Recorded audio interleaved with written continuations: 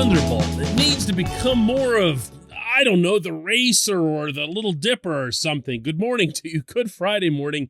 I'm Dejan Kovacevic of DK Pittsburgh Sports. This is Daily Shot of Pirates. It comes your way bright and early every weekday. If you're into football and or hockey, I also offer daily shots of Steelers and Penguins where you found this. The Pirates are back in action tonight in San Diego with a 9:40 p.m. Eastern Time first pitch at Petco Park. They'll be out there for 3 and then roll up I-5 to take on the Dodgers for 3 more before coming home. Along the way, here's hoping for this young man's sake that Reynolds starts to swing the bat the way everybody knows that he can. Because if he doesn't, I'm probably getting ahead of things here, but maybe not too much. It's going to start looking like he's one of those guys who has one on year, one off year, one on year, and one off year.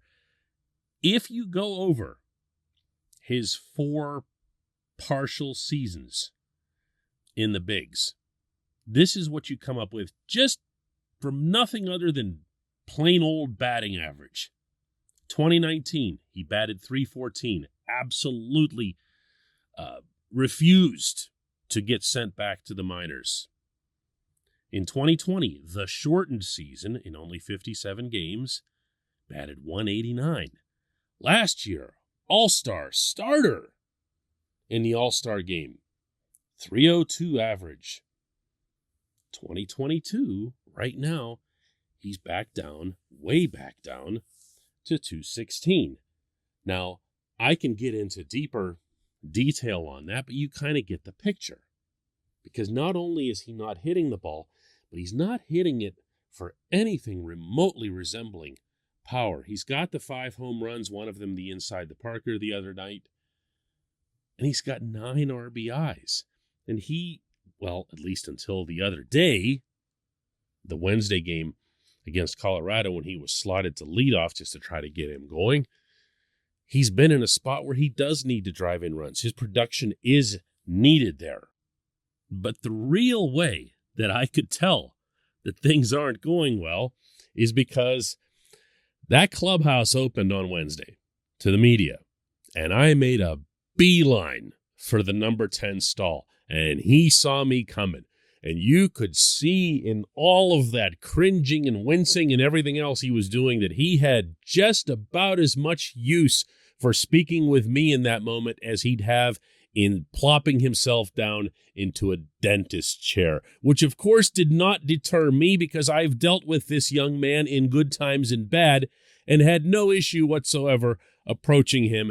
And once I got there, acknowledging that he'd rather not be answering any questions from me. And as it turned out, the conversation went pretty much as I'd expected. So, Brian, how about that double you got in this game? Well, I mean, there also was a walk. You showed some good patience. No timing, no da-da-da-da-da-da-da. I mean, look, man, you went first to third on a big play there. You ended up scoring the winning run. Wanted nothing to do with any of it. This dude wants nothing to do with anything when he isn't hitting the way he's capable. This portion of Daily Shot of Pirates is brought to you by our friends at North Shore Tavern. That's directly across Federal Street from PNC Park. It's home of Steak on a Stone, an eating experience, underscoring the word experience. The steak is brought to you partially cooked on an 800-degree stone, and you do the rest. It's a ton of fun, it's a great meal, and it's a baseball atmosphere like no other in Pittsburgh. North Shore Tavern, right across Federal Street from PNC Park. I don't buy it. Not yet. I don't see something that's wrong with Reynolds where I could point to a way that opponents are attacking him, where they've found some, fatal or semi-fatal flaw in his swing, an area where he just can't get right. what I heard from him underneath all that grunting was that his timing is off. I'm going to remind people who've been with me for a while, whether it's listening or watching or reading, that Andrew McCutchen, in his final year with the Pirates, went through a really lousy slump through the first couple months of the season. And he also got into a really bad mood, and also for the same reason. Kutch has always been able to hit. And on those rare occasions when Kutch couldn't, he'd get angry about it, he'd figure it out, and he'd just take off. And I have a feeling that's what we're going to see here with Reynolds, because Kutch would also cite the same thing. Timing. It would be something that's not lining up between his lower body and upper body. His torso's going too soon. He's leaning into it a little early. Or he's not being aggressive enough. And this is something else that Reynolds brought up in our exchange. On one hand, he always has to be and wants to be patient because he's going to work walks and he's going to work toward getting the pitch that he wants to drive. On the other hand, he feels like that when he's seeing that pitch, he's reacting late to it. And that's what's irritating him right now. That's what's eating at him. It's not so much what you see, and it's definitely not the outcomes. Because I'll repeat that on the day that I went to talk to him, he had a double and a walk, and he had a couple of crappy at-bats too, okay? But he also had a double and a walk, and for most people, that's a pretty quality output for the afternoon. What he thinks about, and actually what all hitters think about, are all pitches that they see, all the opportunities that they have to be productive at the plate. So they're going to think about, strike one or ball two or something like that, where we put it right out of our heads is just another digit in the count. He's thinking to a pitch that he knows he could have damaged and didn't. That's what's going on in his head right now. He feels like he's bypassing, sometimes willfully, opportunities to really, really smoke the ball.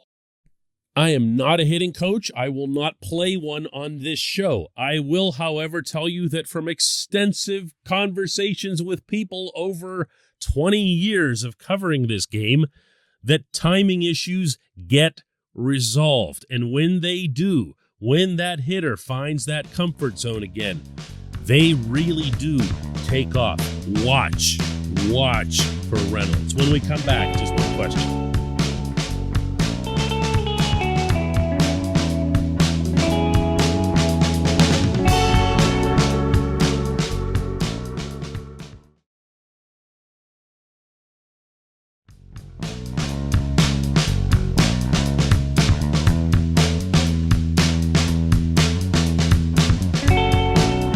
And today's J1Q comes from Ethan Early, who asks, "Hey DK, what do you think is going to happen with Jose Quintana? I think it's obvious that he's going to be dealt at the trade deadline, and if he keeps it up, he'll probably be one of the bigger names as a lefty starter who's doing extremely well right now. I wonder if the Pirates might be able to package Quintana with a prospect for a player that we could use right now and keep for a couple of years.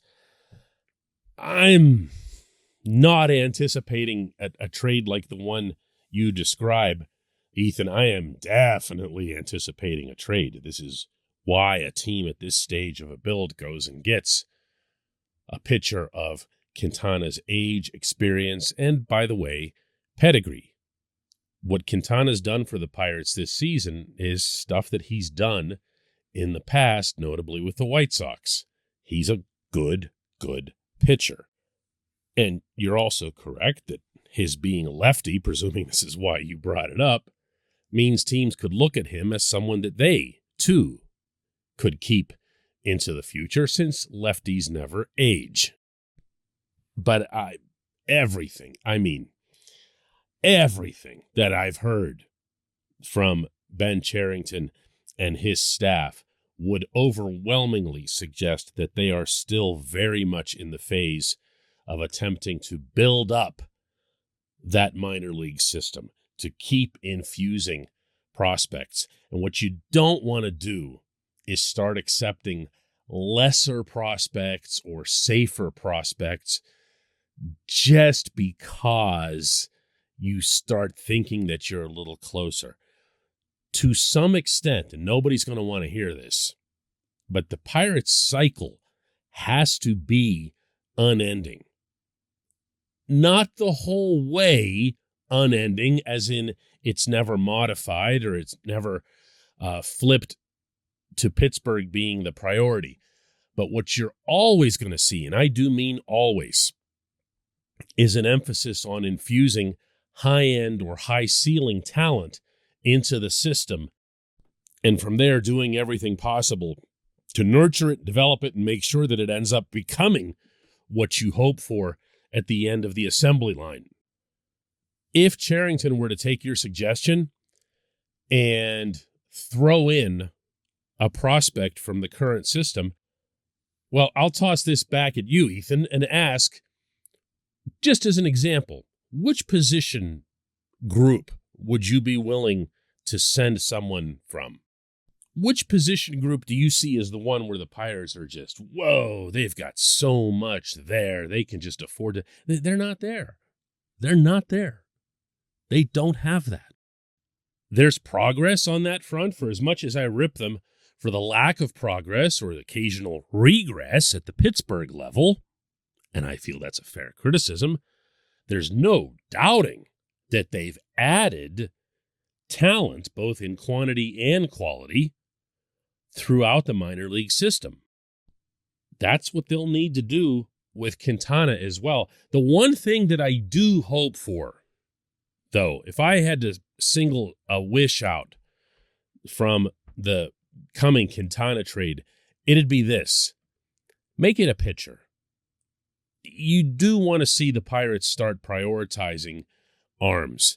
If you look right now, and everybody glows about O'Neal Cruz and Mason Martin in Indianapolis, but the ugly underbelly in Indy is that there isn't much pitching, and there isn't much hope for the pitching. The next wave of hope for that is in Altoona, so I'd be looking for arms. I don't care if they're advanced arms or if they're low A arms. I would just keep looking for pitching. This organization needs pitching. Now, everyone everywhere needs pitching, of course, but the Pirates are no exception. I appreciate the question, Ethan. I appreciate everyone listening to Daily Shot. Pirates will do another one Monday.